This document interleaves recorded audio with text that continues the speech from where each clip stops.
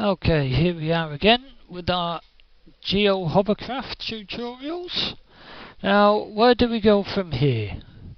Now, so far, as you know, we have the textures, the materials, the mesh, and obviously with the mesh we've got all the sockets, if it eventually opens up. Materials applied, as you can see here we've got the sockets, all those added that I think we're going to need. And also, if you remember, we've got the per poly collision bones and all the added ones to go with it. Okay, so what do we need next? Well, next thing we actually need is a physics asset. And the way to create one of these is having your, well, let's say in your mesh subgroup, right click on your actual mesh and it'll come up, create a new physics asset. Now this little bit comes up asking for the package, the group and the name. Now I have a tendency nowadays of going a little away from this setup that or naming convention that Epic was using or is built into this version of the editor. And if you look at the newer stuff that Epic's produced with the Titan packs and things like that, you'll actually see that it's also changed to PA for physics asset. Okay, but that's just naming. Well, while we're here, we'll just copy that because I haven't got that in my super duper list. So just very quickly paste that in there. There we go.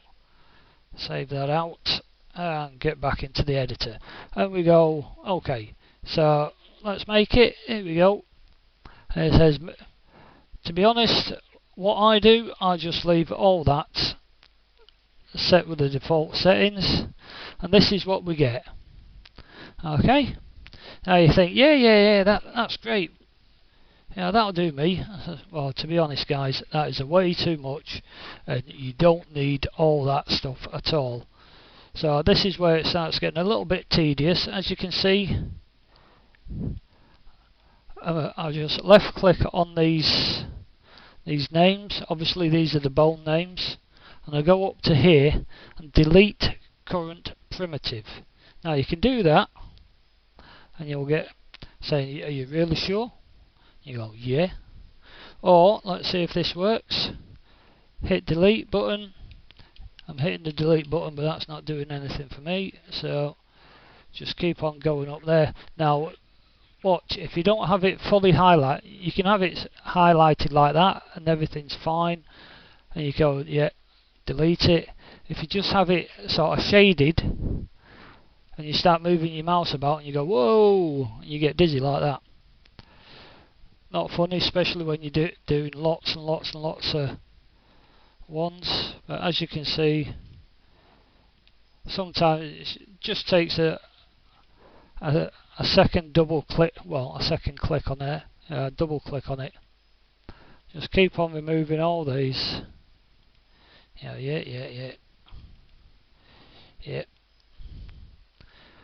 Now I'll show you something, because this is, you know, when you go too far. A mesh must contain at least one collision primitive. Yep, that's fine. That actually fits quite nice for us. Well, no it doesn't, because obviously we've got the big motor bit, the big fan bit at the back. Now how do we do this? Well, we could have left it actually in place, but with vehicles that's not such a good idea. Okay, not for a simple vehicle like this anyway. So what we want to do is add another primitive, like what it says here, onto this actual bone. So all we have to do, if you go up here, you'll see add sphere, add spheral, add box. Well, being very honest, all we needed are boxes. Now you can see immediately the change here. We've now got box 1 and box 2. So like that, yeah, fine. So where is it? Well, there's box 1, you can see that. Well, box 0 I should say. So where's box 1? Box 1 is actually hiding here at the actual craft base bone. And to start getting us to see this, having your translation mode on, if you hold your mouse pointer over one of the axes, as you can see they turn yellow, and just lift that up. There we go. Yeah, okay. Now I'm trying my best not to touch the y-axis because I pretty much want this to be in the middle of that. A little bit of eyeballing. That looks to be okay there. You're like, well, that's not going to do any good at all, is it? Well, no, because obviously we need to scale it up. That's what these buttons are here for. Scaling mode. So if you scale mode on a box, then obviously it will work individually on each axis. Okay, so let's get the x-axis there. That's actually looking a bit too long because I want to cover this flap at the back as well. Now this is where you start messing about a little bit, getting the sizes. There we go. Sometimes that happens. Probably going a bit more. As you can see, going back into the scaling, it's a bit more on my side at the moment, obviously because of recording and that. So we now just go around, get the y-axis. There we go. Now, yes, you're quite right. I can hear people saying, well, why don't you use a cylinder? So, well, to be honest, that's all we need. Keep your collisions as simple as you can. Okay? Makes things a lot easier. Okay, and that, believe it or not, is it. That is all we need to do for our physics asset. Well, no, it's not, because I'm talking about my proverbial here. Now, what we're missing, I'll show you straight away. What we're missing is the physics material.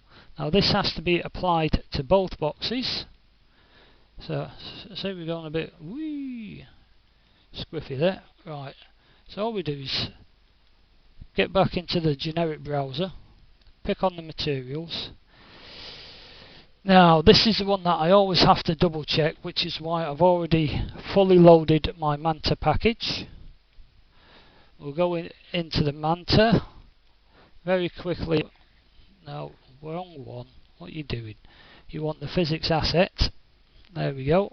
Now, as you can see, we've got a lot more boxes on the Manta physics asset, which is all fine, but it's still one body, no constraints. Okay, one body is basically mean it's all on one bone, and you've got loads of boxes. Now, what we need here is to find out which. You can look at all these values. While we're here, let's just check these values off. Now, as you can see, it's slightly different because I've got that highlighted. Let's see if I can get that out of there. Okay, there we go.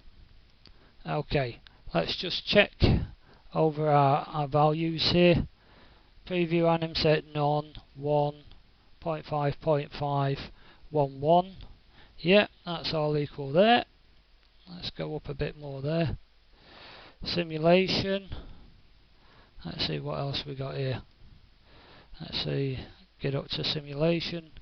Values of 1, 25, 1, tick in a box, 100, 1300, 200, 1000, and again, get the last set.